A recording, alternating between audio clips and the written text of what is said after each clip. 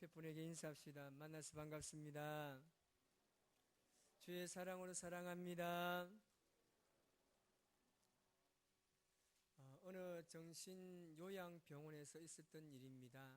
의사가 한 환자를 보기 위해서 이 방으로 들어갔을 때 이 환자가 옷장을 뒤지고 그리고 서랍장을 뒤지고 심지어는 침대 밑에까지 샅샅이 뒤지고 있는 것을 보았습니다. 의사가 의아해 생각하면서 물어봤습니다. 아니, 무엇을 그렇게 찾고 있습니까? 라는 질문에 이 환자가 낙심한 얼굴로 선생님, 잃어버린 나를 찾고 있습니다. 라고 이야기합니다. 이 말을 듣는 의사가 오히려 더 큰 충격을 받았다고 합니다. 그런 말이 있습니다. 돈을 잃어버리면 조금 잃어버린 것이고, 명예를 잃어버리면 많이 잃어버린 것이고, 그리고 건강을 잃어버렸다면 전부를 잃었다는 말이 있습니다. 자기 자신을 잃어버리는 것만큼 더 큰 충격과 아픔은 없을 것입니다. 우리도 우리의 자신이 과연 누구인지, 내가 과연 어떤 사람인지 잊지 않기 위해서는 날마다 우리의 창조주를 기억해야 할 것입니다. 우리 옆에 분을 바라보며 한 번 더 고백합시다. 당신은 그리스도인입니다. 시작. 우리는 이 정체성에 대해서 잘 알아야 됩니다. 왜냐하면 인생을 살아가는 목적과 직결되어 있기 때문입니다. 그래서 우리는 늘 고민하고 있습니다. 내가 정말 그리스도인다운 삶을 살아가고 있는가? 내가 어떻게 해야 참된 그리스도인으로 내가 살아갈 수 있을까? 우리는 살아가면서 여기에 대해서 늘 고민하고 있습니다. 목적이 이끄는 삶의 저자인 니고렌 목사님이 그렇게 이야기했습니다. 그리스도인을 가리켜서 목적을 위해서 태어난 존재라고 이야기했습니다. 다시 말하면 그리스도인은 삶의 이유와 분명한 목적이 있다라는 사실입니다. 그 목적이 무엇입니까? 여러분이 살아가는 삶의 목적이 무엇입니까? 바로 하나님의 영광을 위해서인 줄 믿습니다. 그런데 우리가 살다 보면 하나님의 영광을 위해서 살기가 어렵나요? 쉽나요? 어렵습니다. 정말 그렇게 살고 싶은 마음은 가득한데 그렇게 사는 게 좀처럼 쉽지 않습니다. 오늘날 교회에 대한 세상의 사람들의 시선은 그렇게 긍정적이지 않습니다. 교회를 무시하고 그리스도인들을 비난하고 있습니다. 왜 이렇게 되었을까요? 한때 세상의 희망은 교회였습니다. 세상의 문화를 주도한 것도 교회였습니다. 옛날에는 교회들마다 수많은 사람들이 차고 넘쳤습니다. 심지어 예수님 믿지 않는 사람들조차 교회로 찾아와서 교회를 문화를 즐기고 교회와 함께 살아갔습니다. 그런데 오늘날 왜 이렇게 되었을까요? 점점 교회는 세상의 비난거리가 되고 있습니다. 그래서 어떻게 보면 세상 사람들이 교회에 대한 잘못된 편견이나 이미지를 바꿀 수 있기 위해서 우리가 여러 가지 방법으로 변화를 시도하고 있습니다.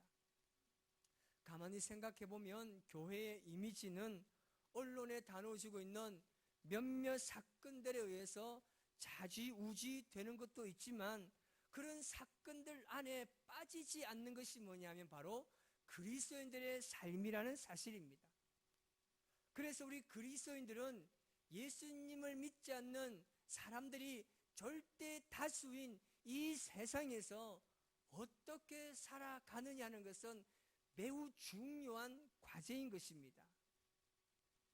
여러분의 정체성, 바로 하나님께서 우리에게 부여해 주신 우리의 신분이 무엇인지를 잘 기억하고 회복할 수 있는 은혜가 있기를 주님의 이름으로 축복합니다. 여러분, 내 스스로 한번 질문해 보시기 바랍니다. 내가 과연 어떤 사람인지, 오늘 본문의 말씀을 통해서 내가 과연 어떤 사람이고 나의 정체성은 무엇이고 주님께서 나에게 부여하신 신분이 무엇인지 말씀을 통해서 나눠볼까 합니다. 그 첫 번째는 택하신 족속이라고 말씀합니다. 오늘 본문 제일 앞에 그러나라는 접속사가 있습니다. 이것은 뭐냐면 8절에 다루어진 구원받지 못한 자들과는 본질과 차원이 다르다는 것을 강조하고 있습니다. 예수님을 믿지 않는 구원받지 못한 사람들은 이런 사람임에 불구하고 그러나 그리스도인들은 다르다고 이야기하고 있습니다.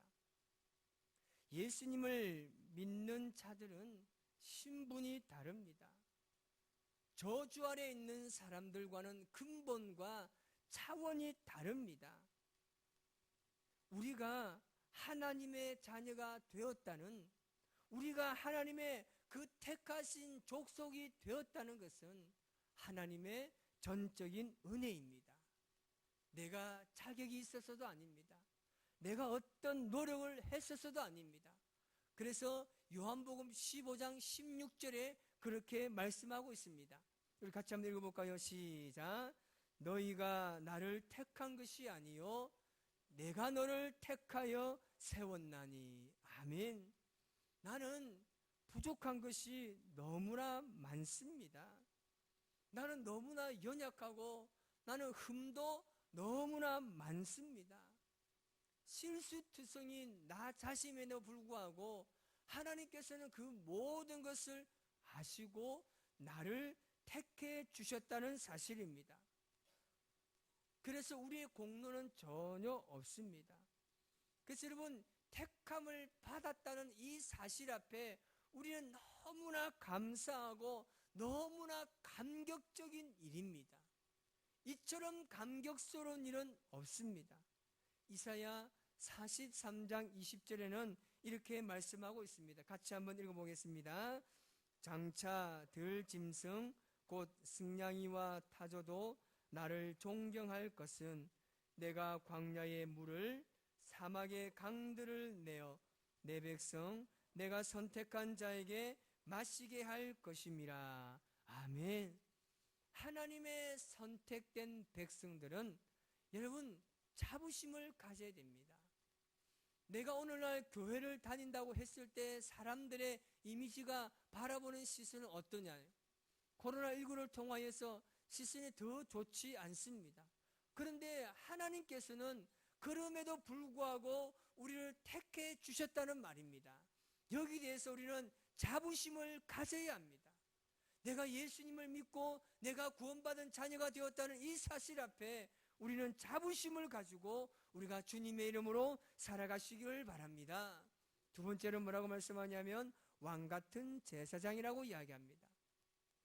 당시에 그리스도인의 신분은 굉장히 낮았습니다.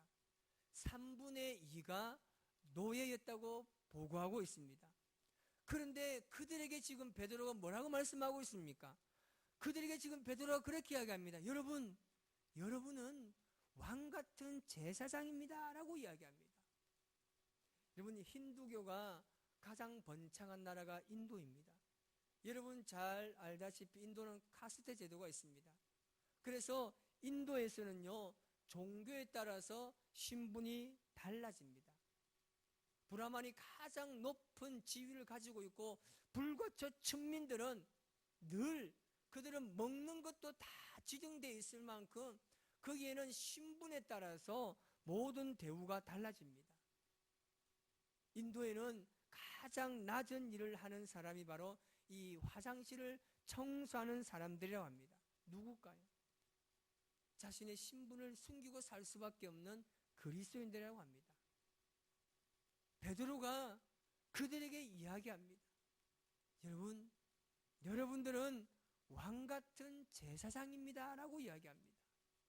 눈만 뜨면 일어나서 부자들에 가가지고 그들의 화장실을 청소하는 온갖 잡다한 일을 하는 그들에게 찾아가서 당신은 왕같은 제사장입니다 라고 이야기했을 때 그들이 그 말을 들으면 얼마나 얼마나 감격스럽겠습니까?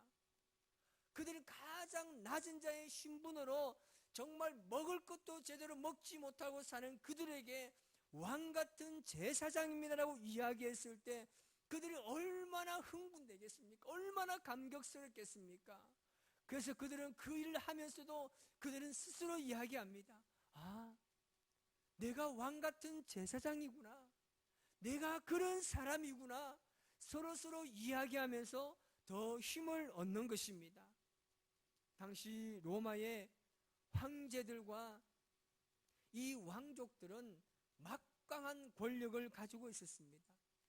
그들은 그 권세를 이용해서 정말 무고한 사람들을 착취하고 자신들의 쾌락을 위해서 악용해 왔습니다. 그러나 왕같은 제사장은 차원이 다릅니다. 여러분, 왕은 어디서 나타납니까? 왕은 왕의 혈통에서 납니다. 제사장은 제사장의 혈통에서 납니다. 그런데 우리가 왕과 제사장의 혈통에 들어갔다는 사실입니다. 그 혈통이 누구의 혈통입니까? 우리를 위해서 피 흘려 우리를 사신 바로 예수 그리스도의 혈통이란 말입니다. 우리가 그 안에 들어갔습니다. 우리는 왕과 같은 제사장입니다. 왕은 모든 권력을 누릴 수 있지만 우리 그리스도인들은 정말 왕으로 살되 모든 사람을 섬기는 사람으로 살아가야 합니다. 세상에 축복을 전하며 세상을 도우는 왕같은 제사장의 직분으로 살아가시기를 바랍니다. 이 신분을 가진 자가 이 권력을 남용하는 것이 아니라 우리는 어디를 가서든지 간에 우리 주위에 있는 가장 미천하고 가장 힘들게 사는 그 사람들에게 찾아가서 그들에게 당신도 왕같은 제사장입니다라고 고백하고 그들을 섬기는 저와 여러분의 삶이 되시기를 바랍니다. 그리고 우리의 신분을 거룩한 나라라고 말씀하고 있습니다. 거룩한 나라는 하나님의 나라를 의미합니다. 여러분, 거룩의 가장 기본적인 핵심은 뭐냐면 바로 구별된다는 것입니다.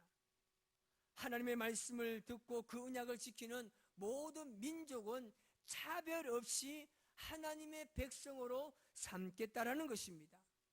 하나님께서는 그의 백성들을 통해서 그의 나라를 세워가시기를 원하십니다. 그런 면에서 우리들은요, 거룩한 나라입니다. 다시 말하면 우리는 살아 움직이는 하나님의 나라라는 말입니다. 여러분, 이 거룩이라는 말은 아무나에게 사용하지 않습니다. 이 거룩이라는 말은 오직 하나님께만 사용되는 단어입니다. 그런데 베드로가 뭐라고 이야기하냐면 베드로전서 1장 16절 말씀 보면 베드로가 우리에게 그렇게 이야기합니다. 내가 거룩하니 너희도 거룩할지어다 라고 말씀합니다. 여러분, 내가 밟는 땅은 거룩한 땅이 되어야 됩니다. 내가 밟는 땅은 생명이 살아나는 땅이 되어야 합니다. 더럽고 타락하고 추악한 땅에 우리가 그 땅을 밟을 때 그 땅은 거룩한 나라로 변화될 줄 믿습니다. 거룩한 자들이 가는 모든 것은요, 다 거룩한 땅으로 바뀌게 되어 있습니다. 우리는 거룩한 하나님의 자녀로 내가 거룩한 하나님의 나라입니다. 내가 거룩한 하나님의 교회입니다. 그래서 우리는 그 이름을 가지고 세상에 나아가야 합니다.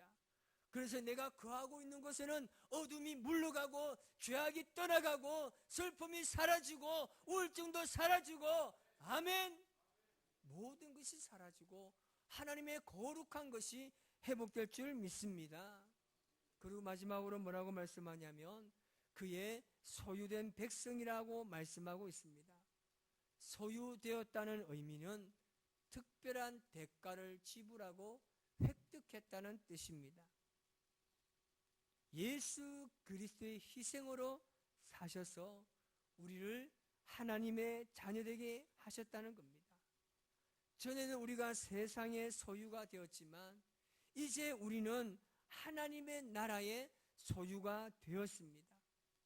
우리가 세상에 가지고 있는 그 모든 것을 내려놓을 때에 우리는 하나님의 소유된 백성이라고 일컬음을 얻을 수가 있습니다. 여러분, 아직까지도 우리가 움켜쥐고 있는 이 세상의 어떤 것을 내려놓을 수 있는 믿음이 있어야 됩니다. 이것을 내려놓지 못하면 우리는 하나님의 것을 소유할 수가 없다라는 사실입니다. 세상의 모든 것을 가지고 있는 이것을 내가 놓을 수 없고 내가 이것 없으면 살 수 없다는 그것을 내려놓을 때 비로소 하나님께서 우리의 손에 하나님의 소유를 우리에게 주신다는 겁니다. 여러분, 어떤 물건의 가치는 누구의 소유이고 누구의 작품에 따라서 달라집니다. 여기 지금 그림을 하나 보여드리겠습니다. 이 그림은 잭슨 폴록이라는 사람의 그림입니다. 이 화가인데 이 그림이 2006년 11월에 멕시코인에게 이것이 경매로 팔렸다고 합니다. 거래가 되었는데 여러분, 이 가격이 얼마인지 아십니까? 놀라지 마십시오. 이 그림 하나의 가격이 1,800억입니다. 별로 놀라지를 않네요. 우리가 전혀 생각할 수 없는 가격. 여러분, 우리가 볼 때 이 그림이 어떻습니까? 그냥 물감을 대충 뿌려놔가지고 한 것 같잖아요. 그런데 이 잭슨 폴락의 그림은요, 기본이 1,700억, 1,600억짜리 그림입니다. 그러니까 누구의 그림이고 누구의 소유냐에 따라서 이 가치가 달라지는 겁니다. 여러분은 누구의 소유고 누구의 작품입니까? 여러분, 우리는 하나님의 소유고 하나님의 작품입니다.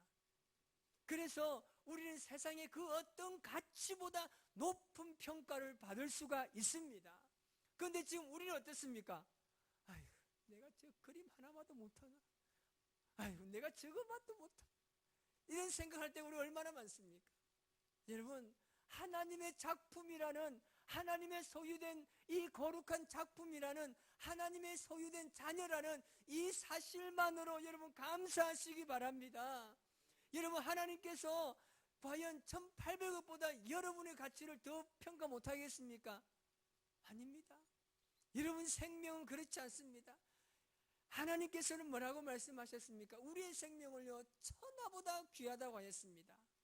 그냥 여러분, 우리는요, 비교할 수 없어요. 어떤 것도 내 상대가 안 돼요. 어떤 그림도요, 내 상대가 안 되고, 어떤 값어치가 있는 것도 내 상대가 안 됩니다. 나는 하나님의 소유고 하나님의 작품이기 때문에 그렇습니다. 인사합시다. 당신은 하나님의 작품입니다. 얼마나 여러분의 주위에 있는 사람들을 평가하겠습니까? 여러분은 세상의 그 어떤 보다 귀한 존재입니다. 오늘 하나님께서 우리에게 이 네 가지의 신분을 가르치고 있습니다. 여러분, 이 네 가지의 신분을 우리가 회복하시기를 바랍니다. 그럼 우리가 이 신분을 가지고 어떻게 사용해야 되겠습니까? 오늘 말씀해 보니까 하나님의 아름다운 덕을 선포해야 된다고 말씀하고 있습니다. 이 말씀을 개역 한글판 성경에 보니까 아름다운 덕을 선전하게 하기 위함이다 라고 나옵니다. 알린다는 겁니다. 광고입니다. 광고 CF 모델입니다. 하나님께서 우리를 하나님의 나라의 광고 모델로 세워주셨다는 겁니다. 그래서 여러분들은 가는 곳곳마다 뭐라고요? 여러분들은 하나님의 홍보 대사란 말입니다. 내가 여러분 하나님 나라의 홍보 대사라는 사실입니다. 나는 여러분 택하신 족속이고 왕같은 제사장이고 거룩한 나라고 그의 소유된 백성이라고 말씀합니다. 이 신분을 가지고 내 삶의 목적은 이제 하나님의 아름다운 덕을 세상에 알리는 홍보 대사라는 사실입니다. 여러분, 우리가 TV에서 볼 때 여러분 모델 보았습니까? 남자 보세요. 정말 키도 엄청나게 크고 얼마나 멋있습니까? 여성분들은 얼마나 아름답습니까? 이들이 모델입니다. 근데 모델 보면요, 가만히 보면 그렇게 잘생기거나 그렇게 이쁜 사람만 모델하는 게 아닙니다. 얼굴이 막 지맛대로 생긴 사람도 있어요. 여러분 보십시오. 특이하다는 거죠. 여러분, 우리가 하나님의 사람으로서 세상 사람들이 이렇게 걸어간다 할지라도 우리는 하나님의 말씀으로 다르게 걸어갈 수 있어야 되는 겁니다. 오직 우리는 하나님의 말씀이라면 이것이 세상 사람들이 원하지 않는다 할지라도 우리는 걸어가야 돼요. 왜요? 하나님의 홍보대사입니다. 여러분을 통해서 수많은 사람들이 하나님의 나라를 경험할 수 있어야 합니다. 하나님께서 나를 살리기 위해서 어떤 대가를 지불하셨습니까? 바로 그의 독생자 예수 그리스도를 지불해 주셨습니다. 다른 이유 아무것도 없습니다. 우리를 하나님의 자녀 삼기 위해서입니다. 그런 우리가 이 땅에 살아가면서 기죽을 필요 없습니다. 예수님의 이름으로 당당하게 살아가시기 바랍니다. 여러분, 누군가가 오늘 갔으면 집에서 서로 막 나쁜 말을 하거나 짜증내면 오호! 하나님의 홍보대사! 여러분, 우리나라의 대사들 어떻습니까? 얼마나 존경받습니까? 이제 여러분 서로요 홍보대사를 굉장히 존경하세요. 여러분 옆에 앉아있는 사람은요, 내 자녀는요 하나님 나라의 홍보대사입니다. 어떻게 됩니까? 받들어 섬겨야 됩니다. 어디 대사에게 마음대로 할 수 있습니까? 우리 자녀들 이제 집에 가서 아버지 어머니가 막 뭐라고 하면 오호! 그러지 마시옵소서. 나는 하나님의 홍보대사입니다. 여러분, 하나님의 홍보대사는 어딜 가든지 그 홍보대사답게 살아야 됩니다. 우리는 하나님의 택한 족속입니다. 왕같은 제사장이라고 말합니다. 우리는 하나님의 거룩한 나라입니다. 우리는 하나님의 소유된 백성입니다.